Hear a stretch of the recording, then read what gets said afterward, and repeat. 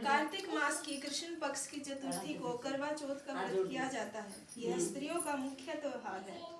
सुहागिन स्त्रियां अपने पति की दीर्घायु के लिए यह व्रत करती हैं। विधान: एक पट्टे पर जल से भरा लोटा एवं एक करवे में गेहूं भरकर रखते हैं। दीवार पर या कागज पर चंद्रमा, उसके नीचे शिव तथा कार्तिकेय की चित्रावली बनाकर पूजा की जाती है। इस दिन निर्जल व्रत किया जाता है। चंद्रमा को देखकर अर्घ्य देकर फिर भोजन करते हैं। कथा: एक साहूकार के 7 लड़के और एक लड़की थी। सेठानी के सहित उसकी बहुओं और बेटी ने करवा चौथ का व्रत रखा था। रात्रि को साहूकार के लड़के भोजन करने लगे तो उन्होंने अपनी बहन से भोजन के लिए कहा। इस पर बहन ने उत्तर दिया, भाई अभी चांद नहीं निकला है, उसके निकलने पर अर्घ्य देकर भोजन करूंगी।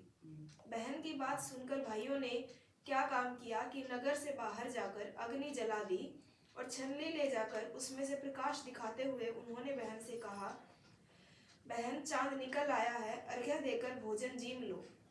यह सुन उसने अपनी भाभियों से कहा कि आओ तुम भी चंद्रमा को अर्घ्य दे लो। परंतु वे इस कांड को जानती थी। उन्होंने कहा, बहन जी अभी चांद नहीं निकला, तेरे भाई तेरे से धोखा करते हुए अग्नि का प्रकाश छलनी से दिखा रहे हैं। भाभियों की बात सुनकर भी उसने कुछ ध्यान न दिया और भाइयों द्वारा दिखाए प्रकाश को ही अर्घ्य देकर भोजन कर लिया।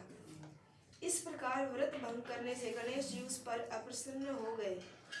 उसके बाद उसका पति सख्त बीमार हो गया और जो कुछ घर में था उसकी बीमारी में लग गया।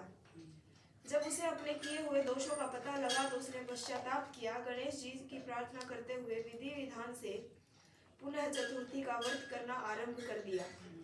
श्रद्धानुसार सबका आदर करते हुए सबसे आशीर्वाद ग्रहण करने में ही मन को लगा दिया। इस प्रकार उसके श्रद्धा भक्ति सहित कर्म को देखकर भगवान गणेश उस पर प्रसन्न हो गए और उसके पति को जीवन दान देकर उसे आरोग्य करने के पश्चात धन संपत्ति से युक्त कर दिया।